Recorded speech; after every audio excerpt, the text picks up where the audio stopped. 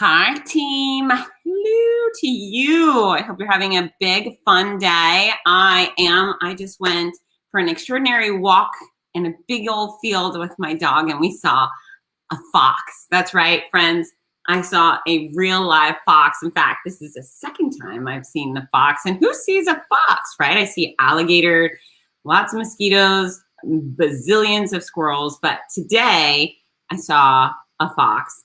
And it was very foxy, and it kind of just roamed back and forth, checking Piper and I out. And Piper was smart enough not to go, I don't know, mess with the fox. She'll chase the squirrels. But anyways, it's a foxy day, and I'm super excited about that. That's what's great in my day. Hey, I want to encourage you guys, if you would like to take part in the conversation, comment, ask questions. If you would like to talk about my hair, which I suddenly know how to style, please use the comment section. I'm on Facebook, LinkedIn, YouTube, Twitter, blah, blah, blah, making happy noise. And before I get started, I have fantastic news and I'm super stoked about is I'm officially announcing the women's 6K. In fact, it's the USATF Women's Championship for 6K, and regular women, regular mortals like us who don't run 4-minute miles or whatever, but that's in Canton, Ohio on July 17th. And I'm super stoked because, as you know,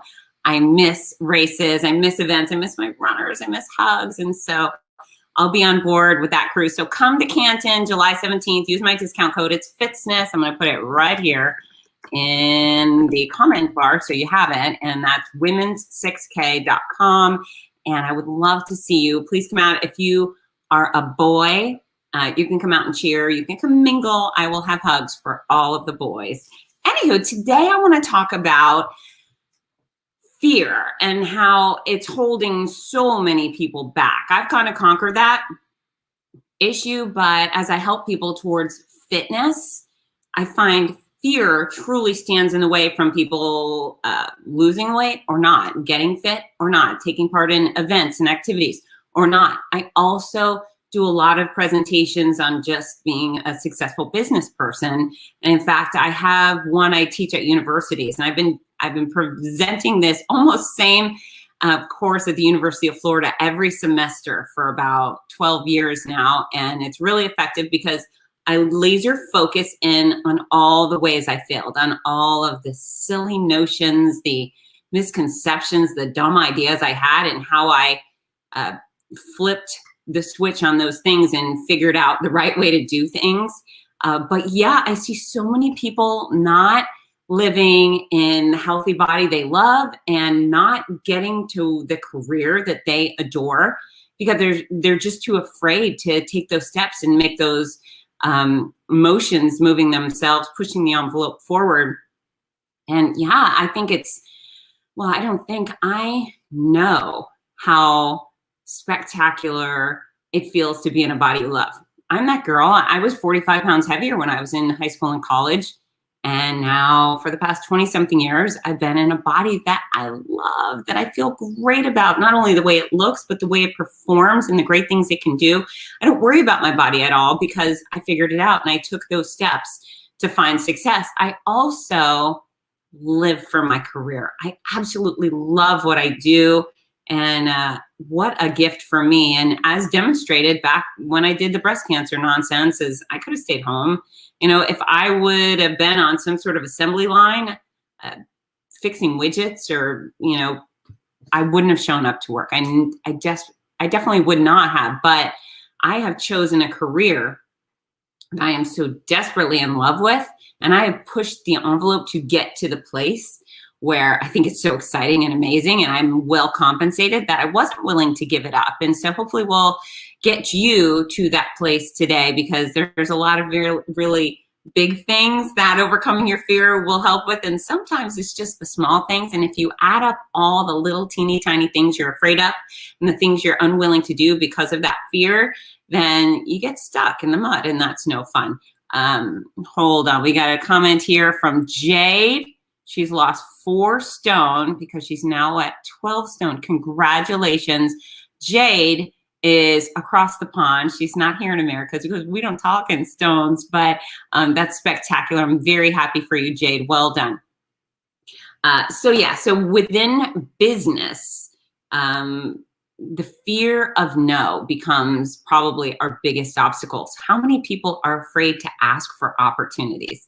What if they say no? Okay, well, what if they say no? And it's that fear of no that I see across the board. And it's not just cute little girls, it's not cute little women, it's big old guys, right? It's people of all age, all genders, all colors, all religions, all backgrounds. People are terrified of hearing the word no.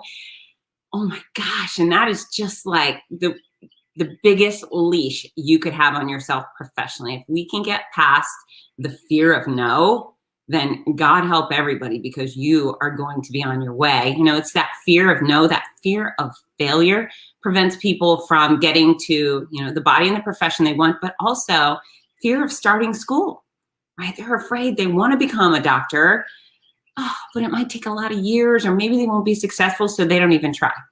Maybe they want to fix cars, but that seems very complicated, and no one in their family has ever fixed a car, so they're not going to go to trade school. They want to join the Chamber of Commerce, but what if people don't like them? They'd like to meet that celebrity across the room, but I'm afraid that if I introduce myself, they may reject me. Okay, well, that's a problem. That's a real problem if you're being held back by the word no and simple acts of rejection. You know, the reality is not everybody's going to love you. I learned this very early on as a fitness professional, and I started teaching fitness at 14. And, you know, on the good side of who I am, I'm a gamer. I go, okay, I'm going to give it a shot. Nobody even taught me how to teach fitness when I taught my first class. It was a Tuesday. I applied at Spa Lady, and the guy who was interviewing me, he said, can you teach a class on Friday? And I said, I'd give it a try. Okay, sure.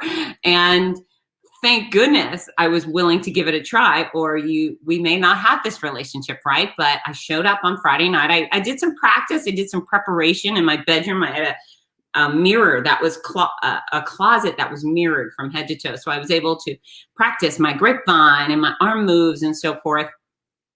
And they could have hated my guts. That group of people in that fitness class could have hated my guts. But I thought, I really want to do this. I had joined a gym, and I had been working out. I really thought the instructors were super cool. They had the best leotards. They had the best scrunchies. Yes, but I'm dating myself, but I thought those chicks were super cool, and I wanted to be one of them. So when I got the opportunity, even though I didn't have any savvy, any skill, any know-how, I thought, I'm going to give it a go.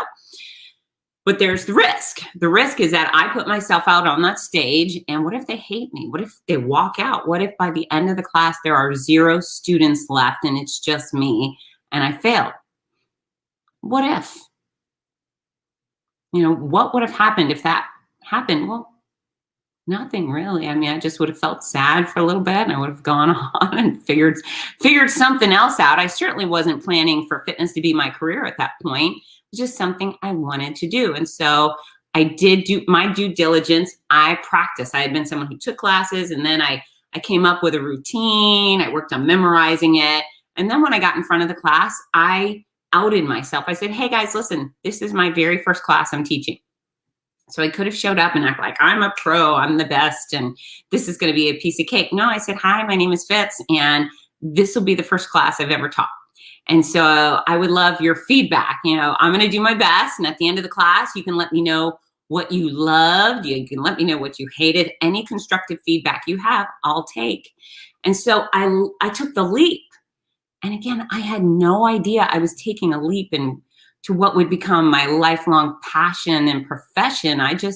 This is something I wanted to do at the moment. And it turned out to be the greatest gift ever, right? Thank goodness I took that leap.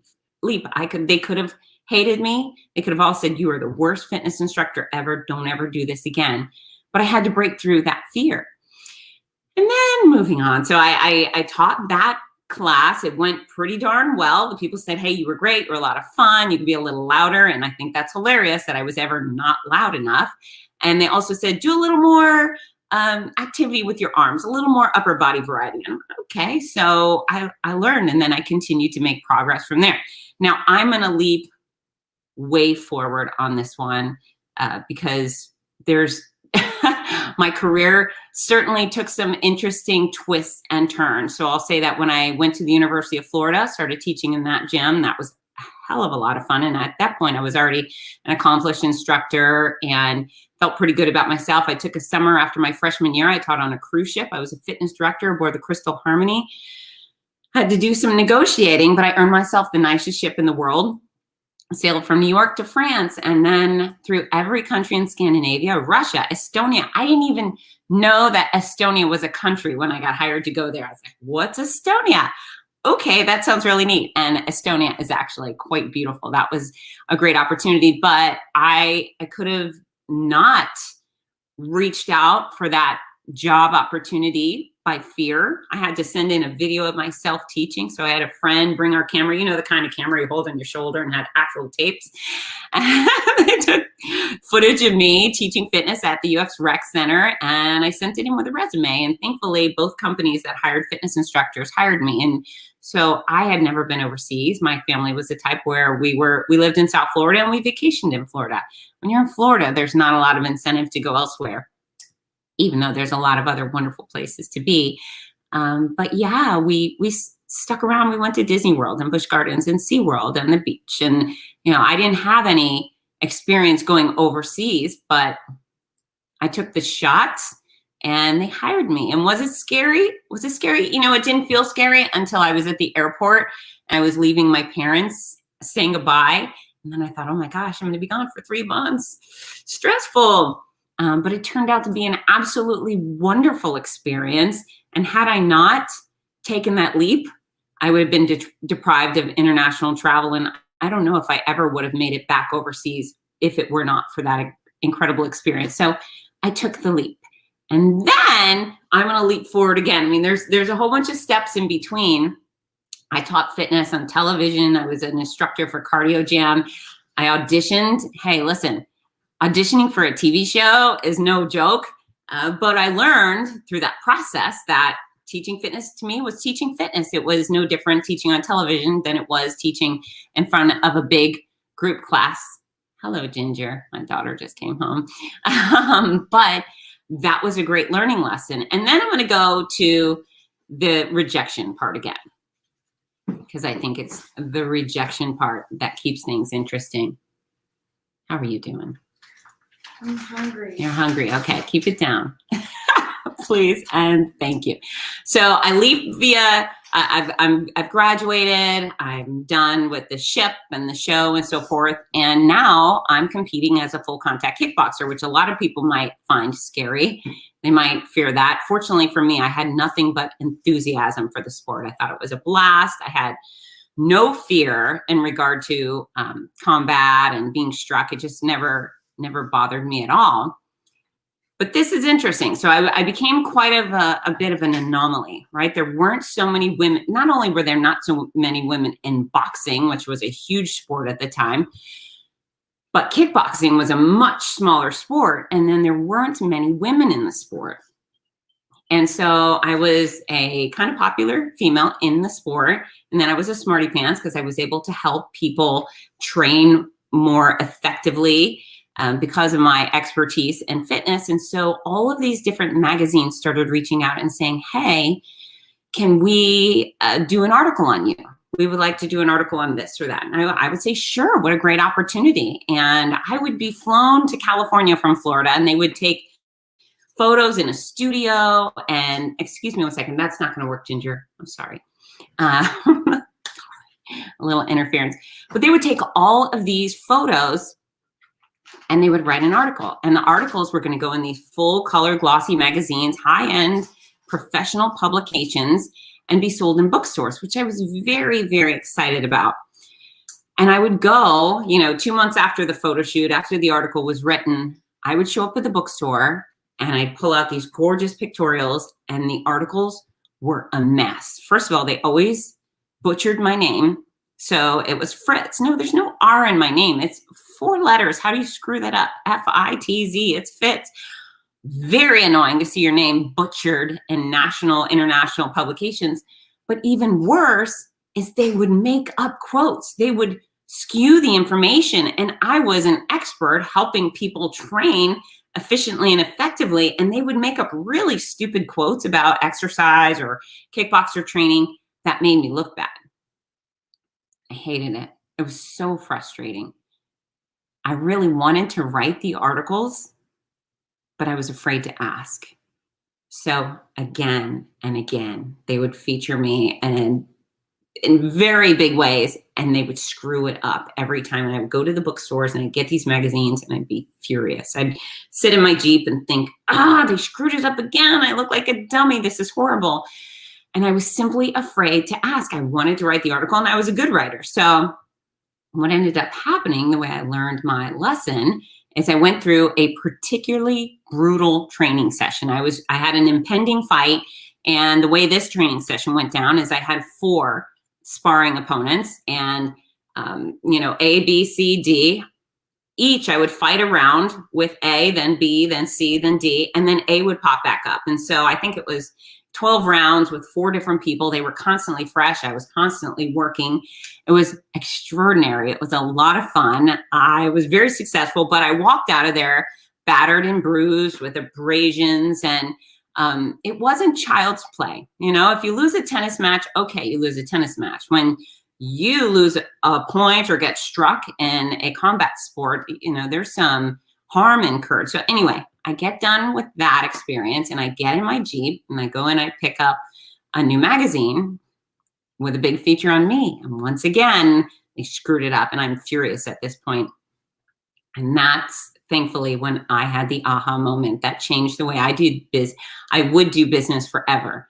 I open up the magazine and I'm mad. And then I think, oh my gosh, you just stood in the gym and went toe to toe with 4 different people, all much bigger than me, by the way. I stand in a ring. I would go into a ring in an arena and stand across from a girl that wanted to knock me unconscious in front of thousands of people. Yet I was terrified of making the call to ask for the opportunity to write an article. What the hell? I finally just had the aha moment that I was being absolutely moronic. And so what I decided was, you know what? If there is no bleeding, no bruising, and no broken bones or public humiliation involved with anything ever again, I was pushing forward. And so this is what I did. I went home. We didn't have cell phones at the time. I don't think. I went home and I picked up the phone and I called, I'm going to say Bob. I can't remember the guy's name, but it was the editor of one of the big combat sports magazines. And I said, hey, this is Fitz. Hey, Fitz, how you doing? I said, great. I said, listen, Bob, I would like to write the next article for you. He said, oh, well, that would be great. How much do you want for it? And I thought, not only is he going to let me write the article, but he's going to pay me. Oh my God. And then he said, okay, and how much do you need for a photographer? Mind blown. Mind actually blown. Not only was I getting the opportunity to write the article, but he was going to give me money. And I was sitting there for months on end like an absolute fool, not asking for the opportunity. I could have sidestepped all of those horribly written features on me, all those misspellings of my first name, if I had just asked for the opportunity. And so that's what I'm hoping you will take from this, is that it's no fun to receive a no. So what? It's no fun to receive a no. What happens if someone tells you no? If you go into your boss's office today and say, hey, pal, I've been working really hard and I've accomplished XYZ things and I would really like to be paid a little more. What happens if your boss looks you in the eye and says, sorry, you can't do it right now? What happens? Is there any bleeding, any bruising, any broken bones, death, dismemberment? No, the answer is irrefutably no. That doesn't happen. What happens if you are at a social event and you see someone who's very, very powerful in your career and you would like to meet them, you would like to work for them or associate with them? What happens if you walk up and say, hey, my name is Bob and I'd like to meet you. Could we schedule some time? What happens if that person says no? You tried? Okay, well, fine. You got to be able to step outside your box, because the reality is that life can be scary in real ways.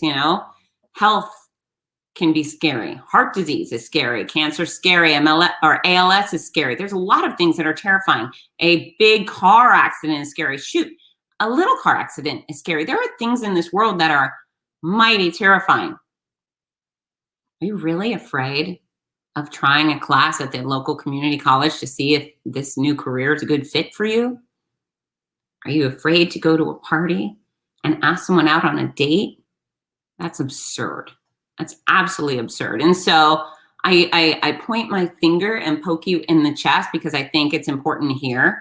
You know, we all operate with foolish fears in our heart. And, you know, I'm not immune from it. I'm not immune from it. But what I've learned is that when something scares me and I can acknowledge, oh, I'm afraid, there's that other side, you know, the angel on my shoulder, not the devil, it's the angel that says you have to do that. It scares you, so go do it. And you know, being brave is not the absence of fear, it's the ability to overcome the fear. And that's how you get to your eventual point B. You know, it's interesting how many people, they fail or they miss out on opportunities and they point the finger. Well, it's his fault. He was a jerk and she didn't like me. And, you know, it's because I'm a girl. Okay, well, we all have our little subcategories. You know, even if you're a white male, straight, someone hates you because you're a straight white male. And it just, all of these subcategories are not valid excuses. And I know this because I look, and at the top of almost every game on the planet is someone of every race, gender, religion, yada, yada, yada. There's somebody unique at the top of every game. So I can't blame lack of success because I'm a woman. I can't do like, oh, they hate blonde girls. All right, lots of people do hate blonde girls. This is not a rumor. This is true. Some people will hate my guts because I'm blonde, and God forbid, because I'm thin. That's really evil. But I can't blame somebody else because the only way I get to own my successes is when I own my failures. I cannot point my finger at somebody else. Even if somebody was like, I don't like her because I don't like blue eyes. Okay, fine.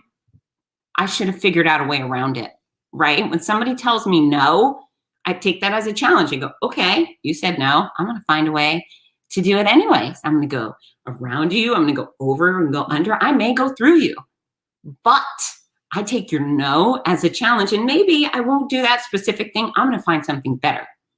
So that's what I do with a no.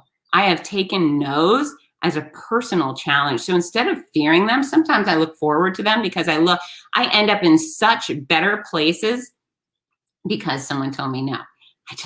I can look back in my life and think about the times people told me no, and I think, oh, thank God they told me no. That worked out so freaking well. But that's only because I became a person who took full advantage of those no's. So again, you have to own your failures. You cannot point your finger at your parents, at your kids, at your spouse, at your neighbors, at your boss. You are your own person. You know, I don't run around being like, well, I'm the first female race announcer of the LA Marathon. Screw that. I'm a race announcer and I'm a damn good one. And they chose me over a whole bunch of men. It's not about being a woman. It's about being Fitz Koehler and the best she can be, and how my services are now quality enough that an organization like LA Marathon would like to work with me. That's great. It's not because I'm a girl. It's because I'm a really good race announcer. And so I take full responsibility for me, and I take full responsibility for my failures. And that means when I'm successful, I get to take full responsibility of those successes. And that is really, really fun. You know what I'm saying? What about you guys? What are you afraid of, especially business? Tell me about your business fears.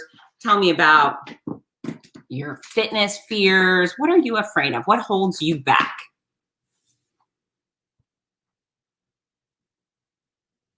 Oh, wait, I see you're out there. Awfully quiet today while I rant and rant.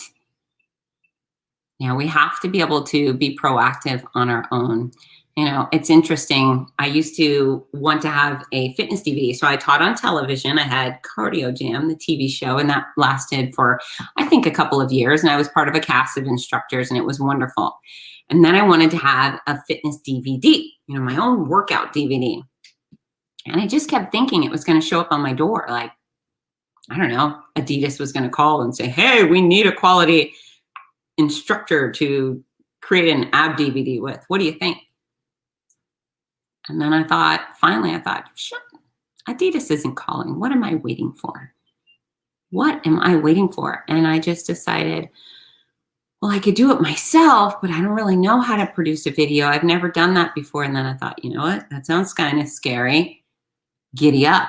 Let's ride. And I figured it out. I have this really great ab DVD, Flip Flop Abs. It's doing great. You know what? The other thing I've never done is published a book. I've been the author of a book with a publisher who did all the work.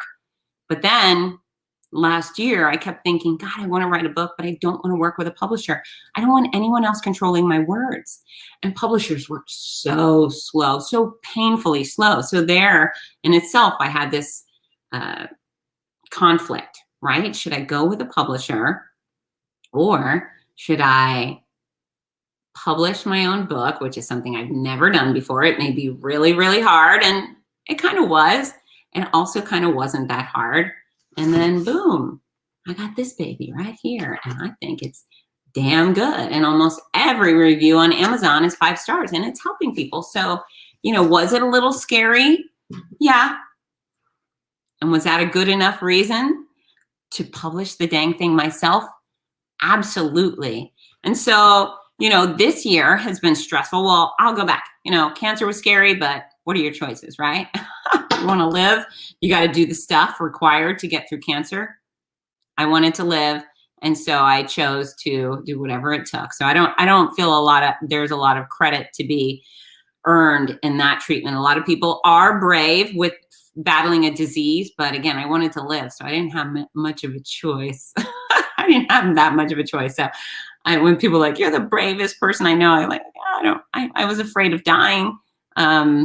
Yeah, and here's the other thing is life is so short. I started with that conversation, but you're letting fear hold you back. You're not getting any younger. You're not getting any more time here. And even if you live a solid 100 years, you know, to me, that's not enough. That's a really short life. I wish life could be 1,000 years or 1,000,000 years, because I really enjoy what I'm doing. You know, I've created this incredible career, and I'm surrounded by these wonderful people, and 100 years is not enough.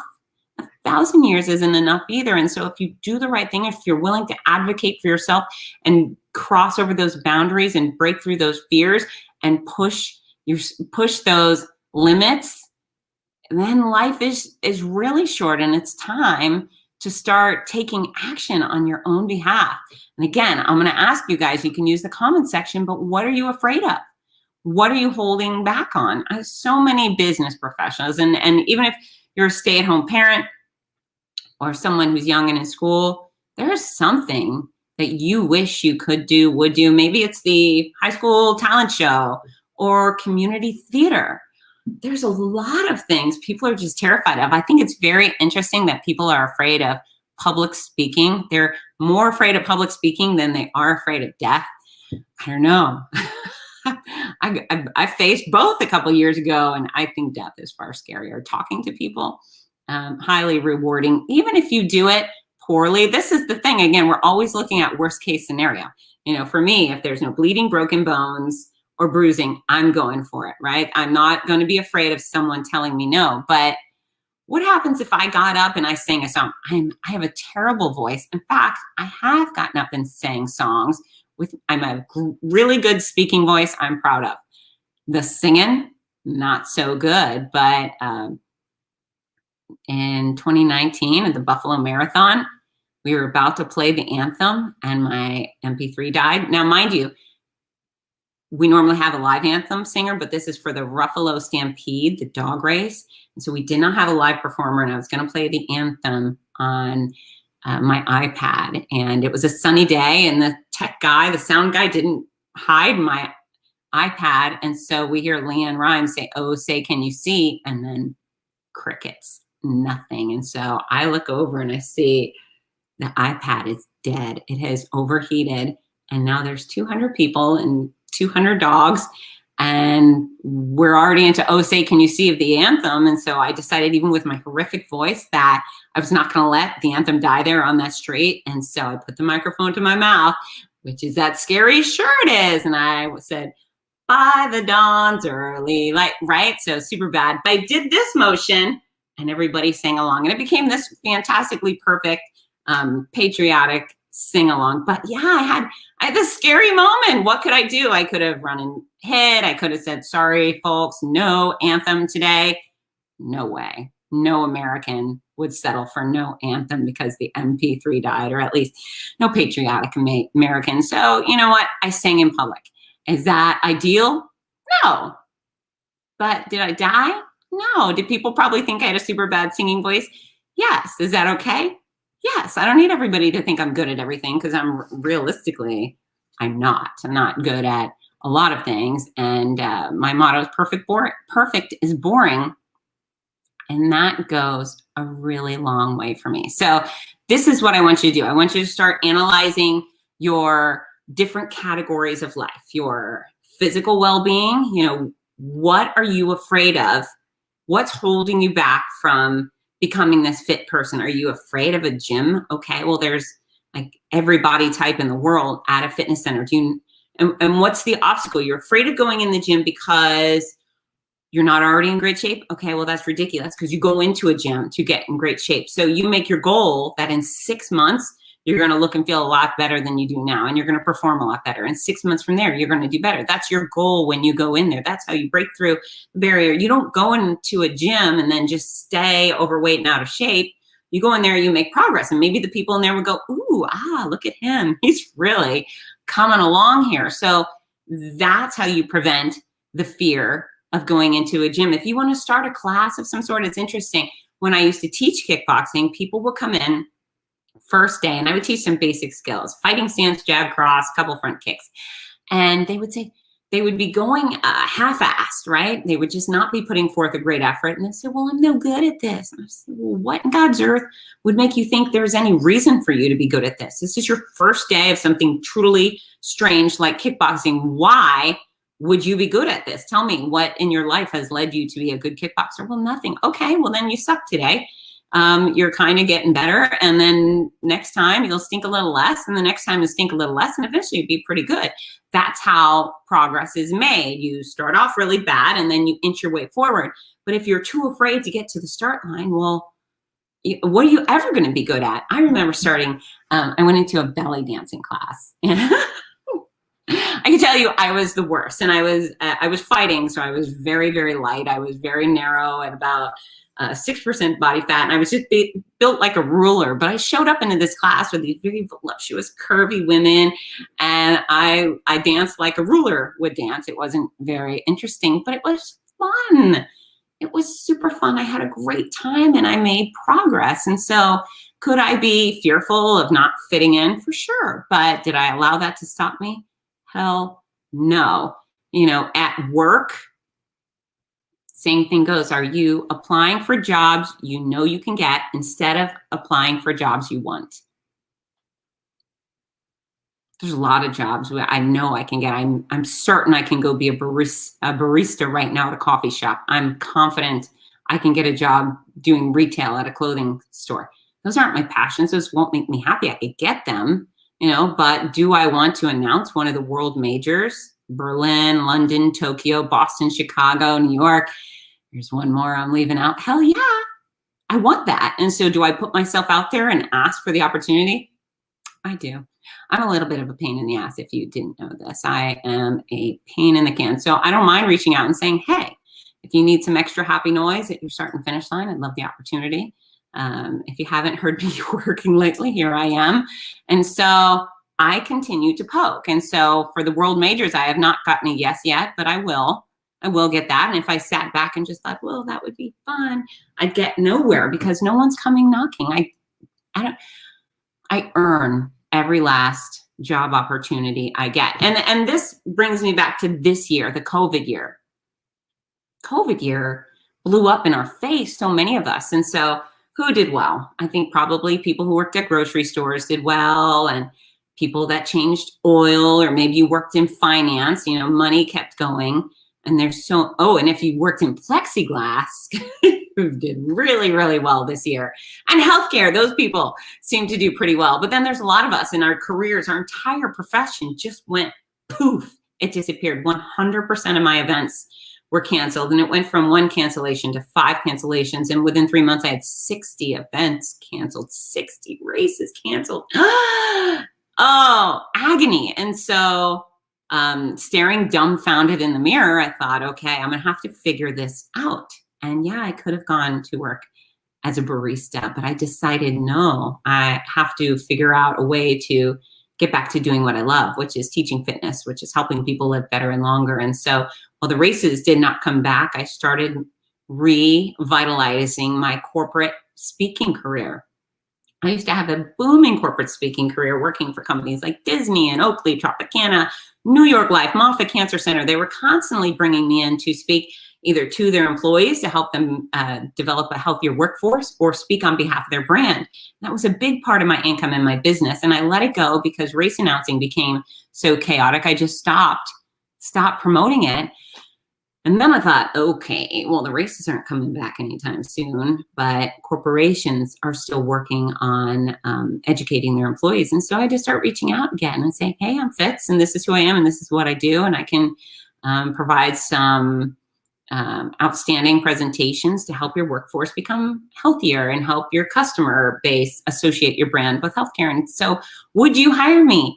And again, that goes back to things being very uncomfortable. But yeah, I had to reach out and say, I'm free. I'm a working person. I like to work. And so I had to ask for opportunities.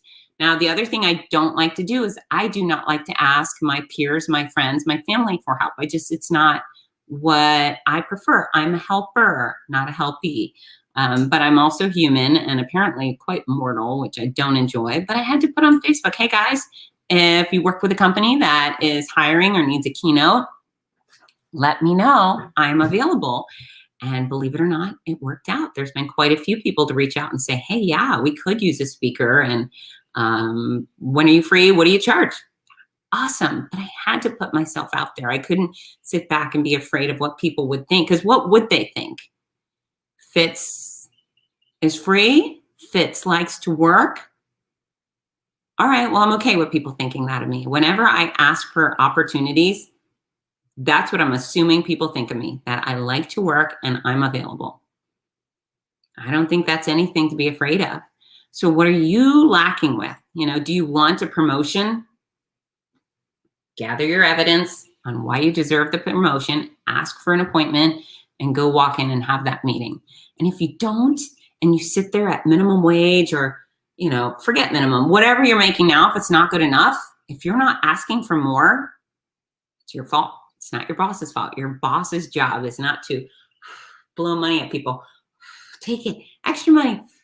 We're making money, so I'm going to give it to you. No, that's not the boss's job. The boss's job is to make more money. Yes, keep employees happy, but if you're not happy or you think you're contributing in a way that should garner more income, you need to go ask for it. And so here, this is where I'm excited, because every time I do one of these podcasts, I always have someone come back and say, Fitz, I stopped smoking. Thank you for that podcast. It really resonated. Or I've lost 20 pounds or, whatever. I tried that new exercise and boy, my abs are getting firmer. So now I'm really excited that for those of you watching this, I feel like you're going to push the envelope and make some sort of maneuver professionally. And then you're going to reach back out and say, Fitz, I got the raise, or I left my job and got a totally new one, or now I'm going to school to get into the career of my dreams or the trade, whatever it is. But I'm really excited to see where you take this information. And you can also bring that fear of rejection, rejecting the fear of rejection into your personal life. So if there's somebody who's not being kind to you, I encourage you to speak up for yourself. Remove cranky people from your life. If you have someone who's completely toxic or mentally abusive, physically abusive, for sure, that person's got to go. But yeah, maybe the thought of life without that person is semi-scary, but life goes on. If that person got hit by a bus tomorrow and disappeared, your life would go on. And so you are the only person responsible for making your life extraordinary. There's just one person, your kids, your spouse, your parents, your neighbors. There are 0 people responsible for your success, your well-being, your personal satisfaction. None of those people, nobody's responsible for you but you. And I think that's really exciting news, because now I don't have to rely on anybody else to get me what I want. I can do it myself, and that's pretty comforting. It's very comforting. So, anyone have any questions? Anyone have any answers? Perspective. Remember, if it doesn't cause bruising, broken bones, or bleeding, you got to go for it. We do not stop our life because we're afraid of the word no. The fear of rejection is ridiculous. Okay, well, if that's it for today, then that is it for today. A reminder, women's6k.com. That's me in Canton, Ohio, July 17th. I've just added that event to my calendar, and I'm ecstatic. Discount code FITZNESS if you'd like to register. I am also announcing the OC Half Marathon and 5K in November, and that's discount code Team Noisy. And Gasparilla, May 8th and 9th, which I'm super excited about. Gasparilla's discount code is FITZNESS2021. I mean, I try to keep them all very uniform. If I can have FITZNESS for everything or Team Noisy, that works. But anywho, if you need a discount code for one of the events I will be at, please reach out and I will share it with you. If you're not already following me on Instagram, go there, follow, and then say hi, listen to your podcast today, and then let me know what you are going to do that you were afraid to do yesterday. Because again, I feed off your success. It makes me very, very happy. And that's it. That's it. I'm out. Get to work, everyone. Have a wonderful day. Bye.